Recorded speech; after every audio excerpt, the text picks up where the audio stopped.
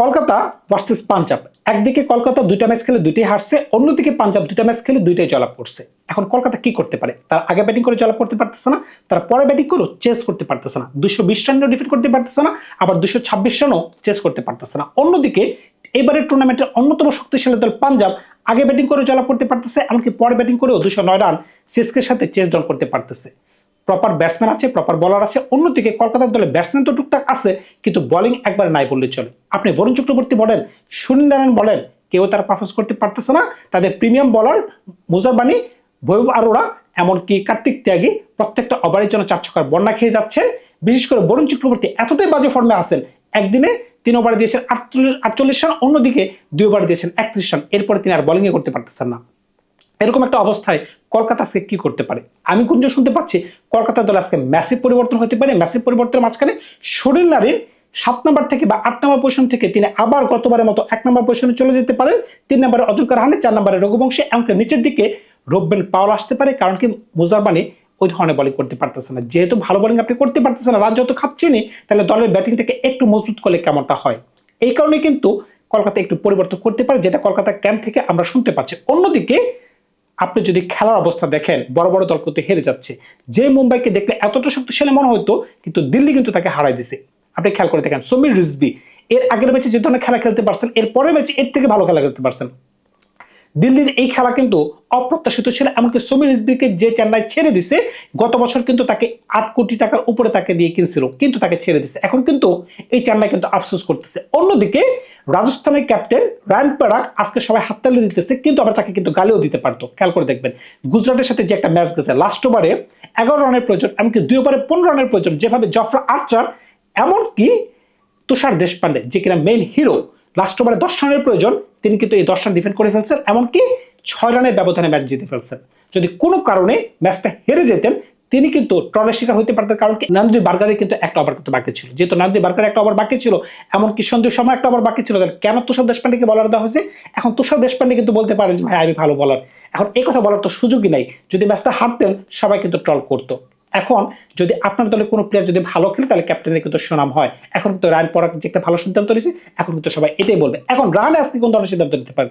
রাহানে কি টস জিতে আগে ব্যাটিং করবেন নাকি পরে ব্যাটিং করবেন, সেটা কিন্তু বলা যাচ্ছে না। খেলা কিন্তু আপনাদের ঘরের মাটিতে, ইডেন গার্ডেনের খেলা।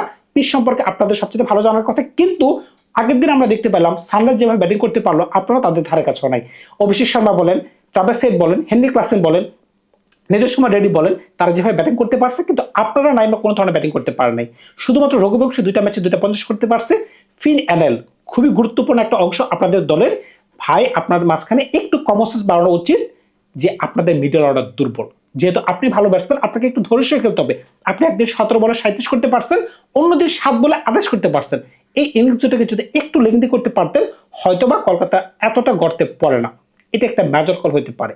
আপনি নিচের দিকে দেখেন, আমি কিন্তু বরুণ চক্রবর্তীর কথা বলেছি। বরুণ চক্রবর্তী এক ম্যাচে 2 ওভার দিয়েছেন 31 রান, 1 ওভারে 25 রান যদি খায়, তাহলে এই বলারটা মাঝখানে কোনো ধরনের কনফিডেন্স থাকে না। আমরা টি-20 বিশ্বকাপ থেকে দেখে আসতেছি, এই বলারটা একদম অফ ফর্মে আছেন।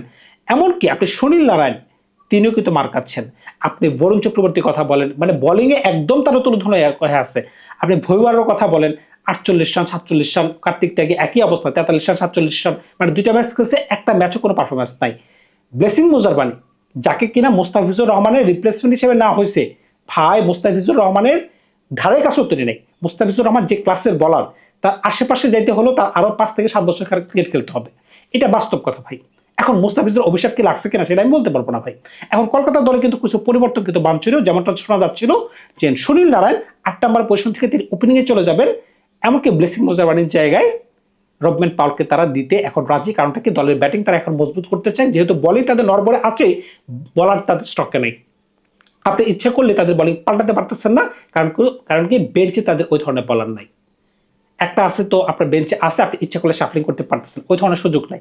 এখন যদি আপনি পাঞ্জাবের দিকে দেখেন, তারা কিন্তু ধারাবাহিক কি কারণে প্রভ সিং প্রত্যেকটা ম্যাচে তিনি রান করতে পারতেছেন, এমনকি ক্যাপ্টেন যেদিন ভালো খেলতে পারতেছেন, 29 বলে 50 করে খেলা জিতে দিতেছেন। অন্যদিকে প্রিয়াঙ্ক শায়ার 11 বলে 39 নিতে পারতেছেন, এটা কিন্তু একটা পজিটিভ দিক।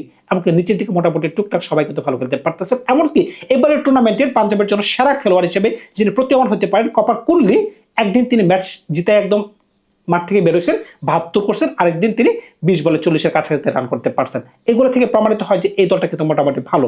আপনি যদি ব্যাটিং দেখেন, বোলিং দেখেন, যদি কম্পারিজন করেন, তখন কিন্তু আপনি বুঝতে পারবেন যে এই দুটো দলের মাঝখানে আসলে তফাৎটা কোন জায়গায়। এখন যদি আপনি দল বানানোর চেষ্টা করেন, দুজন করে যদি আপনি কম্পারিজন করেন, তাহলে আপনি বুঝতে পারবেন যে কোন দলটা এবার এগিয়ে আছে বা কি কারণে দলটা খেলতে পারতেছে না। দুটো দলের সামঞ্জস্যটা কিরকম দেখায় আপনি খেয়াল করে দেখেন। প্রভসিমরন সিং, প্রিয়াঙ্ক আয়ার দুর্দান্ত যাত্রা করতে পারতেছেন। অন্যদিকে আপনি যদি ফিন অ্যাডেল, এমনকি আপনি যদি সুনীল নারায়ণকে উপরে পাঠাই দেন, এই দুজনের সাথে এই দুজন মারাত্মক জুটি হয়ে যাচ্ছে। কিন্তু আমি কিন্তু বলতে চাই কলকাতা কিন্তু ওপেনিং প্লেয়ার আগায় থাকবে যদি 5-7 ওভার যদি উইকেট না পড়ে। প্রভসিমরন সিং ভালো মারতে পারেন, এমনকি প্রিয়াঙ্ক আয়ার ভালো মারতে পারেন, কিন্তু এই দুজনের থেকে ভালো মারতে পারবেন ফিন অ্যাডেল আর সুনীল নারায়ণ যদি তাদের উইকেটটা পড়ে। কিন্তু 3 আর 4 নম্বরে গেলে কিন্তু আস্তে আস্তে কিন্তু পাঞ্জাবের পাল্লা ভারী হয়ে যাবে। খেয়াল করে দেখবেন 3 নম্বরে কপার কুনলি, যে কিনা প্রপার ব্যাটসম্যান, ধরে খেলতে পারেন, 4 ছক্কা মারতে পারতেছেন। 4 নম্বরে শ্রেয়াস আয়ার, যে কিনা দুর্দান্ত ছন্দে আছেন, এর আগের ম্যাচে 29 বলে 50 করতে পারছেন।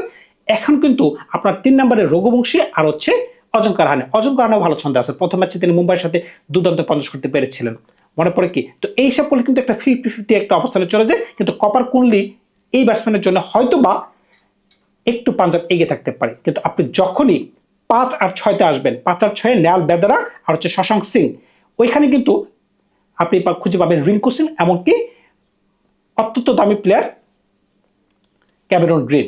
ক্যামেরন গ্রিন কিন্তু ওই ধরনের ছন্দে নাই। কিন্তু ক্যামেরন গ্রিন আর রিঙ্কু সিং এর সাথে যদি আপনি এদিক থেকে শশাঙ্ক সিং আর নেয়াল বেদার তুলনা করেন, আপনাকে যদি প্রশ্ন করা হয় বা 10 জন মানুষকে যদি প্রশ্ন করা হয় এই দুজনের মাঝখানে কোন দুজন আগে আছে, সবাই কিন্তু বলবে যে ক্যামেরন গ্রিন আর রিঙ্কু সিং তো আগে আছে। কিন্তু তারা কি খেলতে পারবে কিনা তাদের থেকে ভালো, এটা কিন্তু বলা যাচ্ছে না। আপনি যদি 6 জনের পরে 7 আর 8-এ আসেন, একদিকে মার্কো স্টয়নিস, একদিকে মার্কো জনসন, ভাই মারাত্মক মানে মারাত্মক। কি কারণে? মার্কো জনসন জাতীয় দলে খেলেন 7 নম্বর পজিশনে, এখানে তার খেলতে হচ্ছে 8 নম্বর পজিশনে। তিনি কিন্তু প্রপার ব্যাটসম্যান, প্রপার বলার, প্রপার অলরাউন্ডার যাকে বলা হয়। অন্যদিকে মার্কো স্টয়নিস বিধ্বংসী মানে বিধ্বংসী। হয়তো তিনি বলাতে এতটা ইফেক্টিভ না, তিনি যেদিন জোর উঠবেন ব্যাট হাতে 30 বলে 60-70 করে ফেলবেন, এটা আপনি ধরে রাখতে পারেন। কিন্তু অন্যদিকে আপনি যখনই কলকাতাতে যাবেন, আপনার 7 নম্বরে আপনি রবিন পলকে খেলাতে পারতেছেন, 8 নম্বরে সর্বোচ্চ আপনি উমরান মালিককে দলে ঢুকাইতে পারতেছেন, যেহেতু আপনি ব্লেসিং মুজাবারকে দল থেকে বের করে দিয়েছেন। এখন যদি এই দুজনে কম্পারিজন করেন, একদিকে স্টয়নিস, একদিকে জনসন, অন্যদিকে রবিন পাওয়েল আর উমরান মালিক, এখন কিন্তু প্রতিমান হচ্ছে যে পাঞ্জাবের পাল্লা কিন্তু আস্তে আস্তে ভারী হয়ে যাচ্ছে। আপনি যদি 9, 10, 11-তে আসেন, এক্সেল বাটলেট, আশদীপ সিং, এমনকি তাদের প্রিমিয়াম বলার হিসেবে চাহাল, আপনি খেয়াল করে দেখেন আশদীপ সিং যিনি ভারতের হয়ে খেলতে পারতেছেন, এক্সেল বাটলেট যেখানে দুর্দান্ত ছন্দে আছেন, তিনিও কিন্তু ব্যাট হাতে টুকটাক রান করতে পারতেছেন, এমনকি চাহাল আইপিএল এর সর্বোচ্চ উইকেট শিকারী। অন্যদিকে আপনি যদি ওইখানে আসেন, বরুণ চক্রবর্তী, বৈভব আরোরা, এমনকি কার্তিক ত্যাগী, ভাই তারা 3 জন মিলে কিন্তু এবার কলকাতার দলটাকে ডুবাই ফেলতেছে। তারা কোনোভাবেই কিন্তু দলটাকে উপরের দিকে নিতে পারতেছে না, কারণটাকে তারা কেউই ছন্দে নাই। এখন যদি ইম্প্যাক্ট প্লেয়ারের কথা বলেন ভাই, এখন শুধুমাত্র যদি আপনি প্রথমে যদি পাঞ্জাব নিয়ে কথা বলেন, পাঞ্জাব যদি ইচ্ছা করে শুধুমাত্র বিজয় কুমার বৈশাখকে নিয়ে নিতে পারে, কারণটা কি? তাদের ব্যাটিং মোটামুটি শর্ট আউট আছে। বিজয় কুমার বৈশাখ কিন্তু এবার টুর্নামেন্টে ভালো বোলিং করতে পারতেছে। অন্যদিকে কলকাতা ইচ্ছা করলে অনুকূল রকে নিতে পারবে, রামাদীপ সিংকে নিতে পারবে, কিন্তু কাকে নিলে যে ভালো হবে কলকাতা নিজে আসলে জানে না। এখন এই একটা খেলায় কারা জয় পেতে পারে, এটা একটা কঠিন প্রশ্ন হয়ে যাচ্ছে, কারণ কি কলকাতা কিন্তু জীবন দিয়ে দিবে। কারণটা কি? আজকের ম্যাচ যদি তারা কোনো কারণে হেরে যায়, তখন কিন্তু কলকাতার জন্য একটা বড় ধরনের বিপদ নেমে আসতে পারে। কারণটা কি? 3টা ম্যাচ আপনি হেরে যাবেন, আপনি তো আর মুম্বাই হয়ে যান নাই।